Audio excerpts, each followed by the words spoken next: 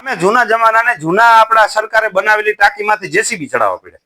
આ ફોટા વાયરલ છે, હમણાં બધા જોયા છે. મારા ગામની અંદર એક ચેક ડેમ બનાવેલું છે આજથી ઘણા વર્ષ પહેલા. ઈ ચેક ડેમ આમ તોડવા ટાણે અમારે વિસ્ફોટ કરવા પડ્યા હતા, બ્લાસ્ટ કરીને તોડ્યા, ત્યારે તૂટ્યું. અને એની આગળના ભાગમાં આ લોકોએ એક નાલું બનાવ્યું હતું. ઈ નાલું એક વરસાદના પાણીમાં ઓલા નાલા ભેગું થઈ ગયું. આ નાલું રહ્યું જ નહીં, ઠામ ધૂળ જેવી ધૂળ થઈ ગઈ. તો તમે જે ભરો છો પૈસા, તમે જે ટેક્સ ભરો છો, એની તમને કદર હોવી જોઈએ. જેમ આપણે અહીં બેઠા છીએ તો તમે લોકો અહીંયા આવશો, એનાથી કઈ બદલાવ નહીં આવે, આટલા લોકોથી કઈ છૂટાય નહીં. આમાં અલગ અલગ જ હોય ને, આમાં કઈ એક જગ્યાના થોડા હોય. કોઈ ઓલા ગામના હોય, કોઈ ઓલા ગામના હોય, કોઈ ઓલા ગામના હોય.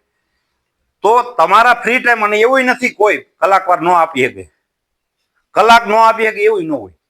1 કલાક તમે આ ચૂંટણીમાં કાયમ 1 કલાક આપી શકો, કારણ કે તમે સાંજે 5 વાગ્યા પછી, મને ખબર છે ગામની અંદર 5 વાગ્યા પછી આમ જનરલી કઈ કામ રહેતું નથી. અત્યારે કઈ સિઝન નથી, અત્યારે વાવણી નથી, કઈ પાકાઈ નથી, એટલું બધું પાણી વારવાનું હોય તો દિવસની લાઈટ કંઈક કંઈક આવી જાય છે, ઝટકા મારે છે.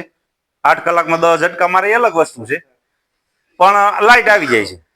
તો દિવસનું પાણી વારીને કલાક આપો. પત્રિકા વિતરણ ડોર ટુ ડોર કરવા આપણા આગેવાનો નીકળે, અથવા તમે આગેવાની લ્યો કે હાલો ભાઈ હું જઈશ. અત્યારથી 2 મહિના 2.5 મહિનાનો ટાઈમ છે ને, ત્યારે તમે ગજવો ગામ, જેથી ગામની અંદર લોકોને ખબર પડી જાય કે આમ આદમી પાર્ટી વાળા જાગી ગયા. ખાલી માઇન્ડસેટ એકવાર માણસ કરી લે ને કે ભાઈ જાગી ગયા, એટલે એનામાં જાતા વાર લાગે. જેમ અત્યારે 30 વર્ષથી આપણે ભાજપની સરકાર માઇન્ડમાં કરી ગઈ છે કે આ જ કરી શકે, આ જ કરી શકે, એવું માણસ મગજમાં કરી ગયું.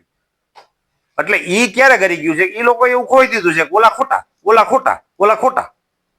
વારંવાર એકની એક વસ્તુ. તમે ઓલી જૂની કથા સાંભળી છે કે ઓલું બકરીનું બસું એક ભાઈ લઈને જતા હતા ને એક જણાએ પૂછ્યું કે સિંહનું બસું ક્યાં ઉપડ્યું? એ કે બકરી છે. બીજાએ પૂછ્યું સિંહનું બસું ક્યાં ઉપડ્યું? 8-10 જણાએ પૂછ્યું. બોલાને વિચાર આવ્યું કે હારું આ મને આ જાંજા માંજુ છે, કહે છે આ બધા ખોટા તો ન હોય 10-12 જણા, પણ 10-12 જણાની ચેનલ તમને એકની એક વાત કરે ને એટલે સાચી થઈ જાય. આ ભાજપની પોલિસી છે કે તમને ધર્મ વિરોધી બતાવી દે. હકીકતમાં તમે તમારા ઈષ્ટને પૂજો છો. તમે શું પૂજા નથી કરતા મંદિરમાં? આમાંથી કોણ એવો છે પૂજા નથી કરતો? રામ નથી માનતો? બધા રામાયણને પૂજનીય જ માને છે. આપણે ગીતાજીના પાઠ આ તે બધું કરી જ છીએ. ઘરે કઈ કોઈ બીજા દીવાબત્તી કરવા નથી આવતા. મારી ઘરે કોઈ બીજા દીવાબત્તી કરવા નથી આવતા. તો તમે ધર્મ વિરોધી તમારામાંથી જ. અને મારા દીકરા પાસે કેવા, આપણને એમ કે તમે ધર્મ વિરોધી છે ને આપણા માણસોને ખેડવીને લઈ જાય અહીંયા. તો એટલે અમે ધર્મ વિરોધી હોઈએ જ તો અમારા માણસોને શું કામ લઈ જાવ? અડધા ઉપર કોંગ્રેસ ત્યાં પડી છે. આ ભાઈ વળી આંટો મારીને અહીંયા આવતા રહ્યા, આપણા ધર્મેશભાઈ. નતર અડધા ઉપર કોંગ્રેસ આમ આંટો ફરીને ત્યાં વહી ગઈ છે. તો એ તો ધર્મ વિરોધી હતા. એના કહેવા મુજબ તો કોંગ્રેસ ધર્મ વિરોધી ને, તો તમે એનું શું કર્યું? મતલબ તમારામાં આવે એ સતવાદી દીકરા અને બીજા બધા ખોટા. આ વિચારધારા, આને આપણે આનાથી કઈ મતલબ જ નથી. કોણ શું કહે છે એની આપણે આપણા કામથી મતલબ છે. મારા ગામની અંદર મને મળતી પ્રાથમિક સુવિધા મળવી જોઈએ, બસ એનાથી જ મતલબ છે. સરકારો બધી તમે એમ કહો કે કાલ સવારે પાકિસ્તાનમાંથી કોઈ બોમ્બ બોળો ફોડીને પતાવી દે, એવું કઈ નથી હોતું. આપણા ઇન્ડિયાની અરે પાકિસ્તાનની કોઈ કમ્પેરિઝન જ નથી. ત્યાં રોટલા માટે ભૂખ મરો છે, રિયાલિટી છે.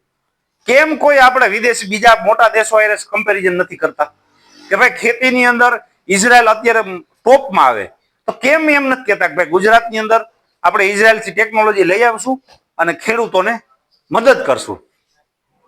હિન્દુને મદદ કરો. હાલો, તમને હિન્દુવાદી સરકાર છો ને તો હિન્દુને મદદ કરો. તમે ક્યારે એવું કર્યું કે એક લેબ બનાવી આપણા વિસ્તારની અંદર અને ખેડૂતોને પડતી મુશ્કેલી કૃષિ લેબ બનાવી કે જે ખેડૂતોને